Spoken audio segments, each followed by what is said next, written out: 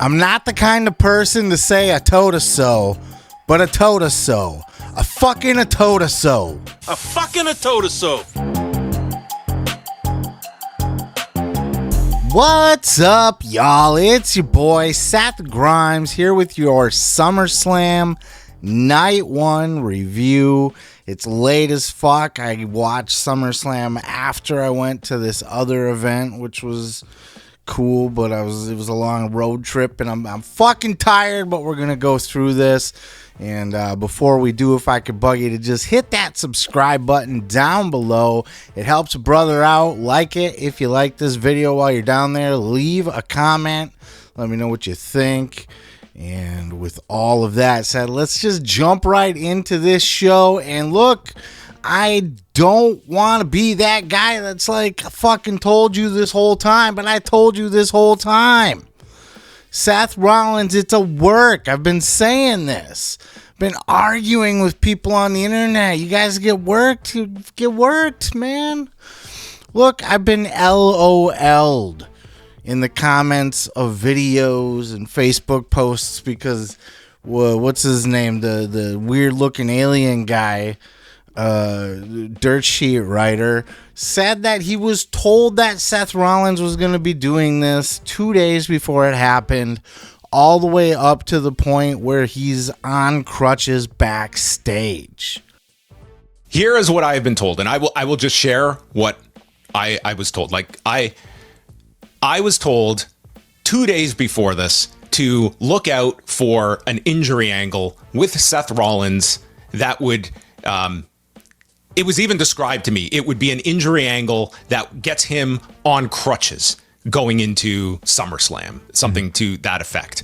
So I was told this on 2 days before the match happens. So this guy risks his entire reputation on saying this. He didn't just make this shit up. Plus, they're like, oh, we can't, it's inconclusive. We can't tell what's wrong with the knee right now or how long he'll be out. Bull fucking shit. Bullshit. Now, the only thing that ever had me doubting this at all, I mean, look, man, people, you guys believed that Rollins was hurt. Like, you laughed in the face of this journalist sticking his neck out there. Don't do that from now on. You know, like, you're literally arguing with a dirt sheet writer, which, I mean, I know they got a shady reputation, but you're comparing that to a storyline on wrestling TV. And with this Unreal show, everybody's complaining about kayfabe and, oh, you're killing the business and stuff. You're spoiling everything. You all got fucking worked. You got worked. So, can we all just admit now that I was right and we'll move forward? Sorry, I don't want to be that guy. It's very douchey of me, but I was right. Fuck you. Those of you that doubted me, right to the point of predicting that CM Punk would win the title. Now, I honestly didn't even think that would happen, but that's what I wanted to happen in my heart of hearts, because I think Gunther is the guy that crushes dreams, right? Like, you think, okay, he's got a chance to beat Gunther, but then he doesn't because it's Gunther. But, Punk got the fucking job done, man. He climbed that mountain. And just imagine, this fucking guy comes back after 10 years away from WWE, or 9 years, 7 years away from, 7 years away from wrestling, goes to AEW, wins a world title there. So that already in itself, and that was back when winning the AEW title meant something, by the way. There goes a bunch of subscribers. I can't help myself. It's funny. Stop it. Just stop. It's been in a briefcase for fucking a year. You can't tell me that it's as prestigious as it was when CM Punk won that title. CM Punk came back after 7 years away from wrestling, wins the AEW World Championship. That in itself is remarkable. But then to find his way back to WWE after all of the behind the scenes bullshit, all of the, the podcast with Colt Cabana, all of the shots, all of the, I'm never coming back, never ever coming back. Right? Suddenly this fucking guy comes back to WWE. Main events of WrestleMania. Night 1, there's a little bit of an asterisk there, right? But he was the main event of that event. That night 1 event, he was closing the show, and it was WrestleMania. So technically it is the main event of WrestleMania. It's not the main event, but it's the main event. Then he goes on to fucking win the world title in WWE. That's a big deal. AEW is one thing, but to come back after 10 years away, after all of that beef, to win a world title. Now, Punk, I've said this all along. I said this in my predictions when I did the SummerSlam predictions. CM Punk doesn't need a world title reign. Just him climbing the mountain and winning that title is enough. He doesn't need to be the guy that's running at the top of the card with the gold. He doesn't need to be that guy. And sometimes it's better for the chase for the baby faces anyway. But for Punk, the moment was there, just winning the title. That's all he ever needed. That's just that validation. It's just that pat on the back. It's just that trust from the company again. Think about, you want to peek behind the curtain and get mad about it, like with the Unreal series. You look at the whole Punk story, it's really the story of him and Triple H this whole time. Punk, on his very last legs here, he burned every bridge there is to burn in professional wrestling, including with WWE.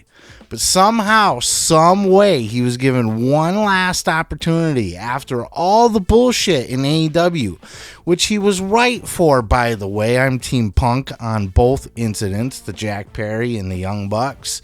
Fuck them both. But this was absolutely his last opportunity in professional wrestling, in the big leagues.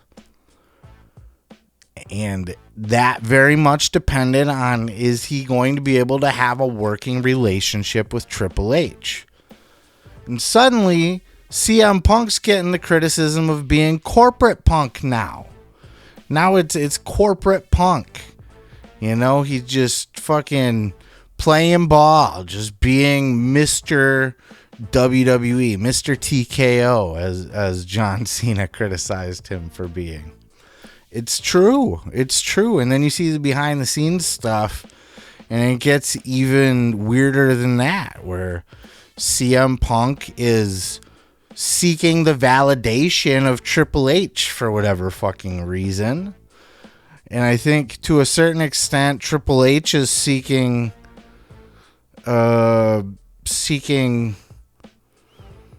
trust in Punk. Is that the right word? He's seeking to redeem himself with Punk too. And he's not trying to just stand over him, the authoritarian, bend the knee, God damn it. He has bent the knee in certain ways, doing the Saudi show, for example, that kind of stuff. But doing very big jobs, though I don't think that's ever really bugged Punk. But and then coming back from all the injuries and stuff. Like, look, man, I'm sitting here gloating on Punk, being a fanboy for Punk, but we just really got to take the time to recognize the importance of this moment for his overall career, his story, his relationship with Triple H behind the scenes, his just, is Punk really that guy? And I think we can put to bed all the injury stuff, the injury prone shit. He's had an incredible year and a half run without any kind of injury or anything. And he puts on incredible matches. That was an incredible match. And it was just, Jim Cornette would be fucking proud, just one of those old school exchanging holds, and then it escalates.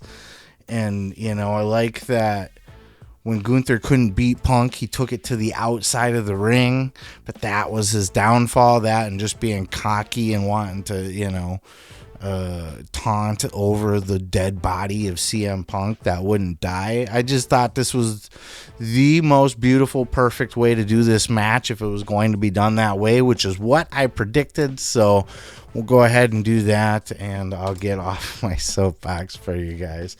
And then taking it back to just some of the stuff from the undercard. By the way, that was like, if I was going to Meltzer this, that's a 5-star match in my opinion. That one hit all the boxes for me, including the cash in, which I thought was really well done. I guess I should say that, with Rollins coming out and saying, count your days. And then, oh, wait, oops, I don't need crutches. Fuck you. Coming out and just beating the bejesus out of him with the briefcase. Well done. Well done. It was a good swerve. It worked a lot of fans. It worked a lot of you. Don't suddenly start pretending that, I didn't buy that the whole, it didn't get me. Man, I argued with so many people in the comments, and look, at the end of the day, it's fun being worked, right? Like, who cares? Like, that's the fun of being a wrestling fan, but some of y'all got worked. Worked, bro. You got worked. Marks. Okay, I'm done. Jesus Christ. I know I'm sounding like a dick here. Some of the undercard stuff, Sami Zayn and Cross was just meh. I got that one wrong, actually. I thought Cross would get the win there, but he'll be all right. I don't know if he's renewing his contract, so that could be, maybe they're just going to let him go, and they're just getting use out of him while they can. Remember, R-Truth worked right up until his release, so there was that. I did predict that Roman and Jey Uso would get the win over the Braun brothers, the Braun twins there, Braun and Bronson, the Meatballs, the henchmen for Seth Rollins. I know a lot of people thought they might get the win, but that was when they were big giant marks that were worked and thought Seth Rollins was injured and going to be out for a long time, and they would need to pivot and shift and maybe take that opportunity to push them two into that open void and get some main event time out of them and stuff. So that didn't happen. They got beat by Roman and Jey Uso, and I kind of saw that coming. I mean, that was my prediction, but especially with them opening the show, you always open with a bang, right? You got to get that hot angle in. Alexa Bliss, Charlotte Flair against Raquel and Roxanne. Again, huge fans of Raquel and Roxanne. Raquel especially. She's very high on my list right now. And Alexa and Charlotte, this team they're on to something. This is a winning team. They have been must see, I would say. They're highly entertaining, their chemistry together, and they did tease a little bit of a breakup there, but then, they hugged it out at the end. I don't want to see that anytime soon. Eventually we'll get there, and look, if they drag this out long enough and tell a good enough story, this could end up being a WrestleMania match. They could get a WrestleMania match out of this if they have a big long run as a tag team. Then they do a slow burn breakup, and then it leads to a WrestleMania situation. That would be a good way to go for those two, I think. Plus, it keeps Charlotte out of the WWE title picture or world title picture where people don't want to see her. Tag team's fine. You can win a tag team belt. That's cool. We just don't want you hogging the main event spotlight all the time again. So that's another reason why she's getting over with this tag team. But called this one. This was the right decision here. I don't know what the plan is for when Liv returns, but it doesn't need to involve the tag team titles, and if it does, they can always get them back by then. But I think you have to pull the trigger with Charlotte and Alexa and just let that ride and see where it goes. They're the hot item in the tag team division right now. We had Jelly Roll and Randy Orton versus the Scottish Warrior Drew McIntyre and Logan Paul. Logan did a fantastic dive off the top. He looks amazing every time he does that. And now he's adding the prime in with it, like a Stone Cold Clash in the air with the frog splash. It just, dude, so talented. I thought Jelly Roll did good. He did good. He's wasn't like, you know, doing luchador flips and shit, but he didn't look out of place. He didn't look fake or phony. It didn't look like Jay Leno in there. You know, he sold appropriately. Like he got beat up most of the match, so he was on the cell most of the match. The moves that he did looked decent. They didn't look sloppy or half-assed. He clearly practiced for this, and he clearly knows what the fuck he's doing. You know, there's a level of understanding the psychology and just getting what it is we do here. Something that they, you know, I think we've kind of learned now that Travis Scott just wasn't getting it, somebody said. So where he doesn't get it, a jelly roll he just gets it. You know, some people just get it. You can just go out there and you can do the thing. He was selling appropriately. His moves looked good. His timing, he wasn't even like rushing through anything. I mean, it was pretty much as perfect as a jelly roll match could be. And I thought it was interesting that they kept him in for most of the match too. They worked the heat on him where Orton was, you know, just waiting for that hot tag towards the end. It was a good way to go about it, and I was shocked by the ending. I had predicted we'd get the happy jelly roll ending for all the mainstream media to get that attention and get that news clip, but no, it was a LOL Logan wins, and I thought that was funny. I actually laughed when that went, because I always love a good troll job. I love the heels, and I'm a big Logan Paul mark, so I thought it was great, but it was definitely against what I thought was going to happen, and I thought Jelly Roll looked pretty damn good there. Jade Cargill, Tiffany Stratton, I thought this was the best performance Jade Cargill has put in WWE ever as of yet. She was on point for this. She had all the little things down, which were things that she was struggling with. I didn't see her botch anything huge. You know, forgive me if I missed a botch and you caught one, you know, excuse me. But I thought, like, her timing was great. She wasn't rushing through shit, you know. She was taking her time with everything that she was doing, and everything looked, between the two of them, it was fairly crisp and on point. For their skill sets, I thought this was excellent. This was not like blow you away main event stuff, but this was, you know, another solid match for Tiffany and the best match for Jade. And I hope this shows that Jade is ready for something. Maybe the United States Championship is calling her name right now, and she could make something out of that. That could be a good direction to go to build her up and get her more experience. Because now that it looks like it is starting to click for Jade, let's get her the reps in and make sure that really clicks. And then we can run with her for a little bit. And that could be as soon as WrestleMania even. But for now, Tiffany is going forward. And that, my friends, was my rundown of SummerSlam 2025 Night 1.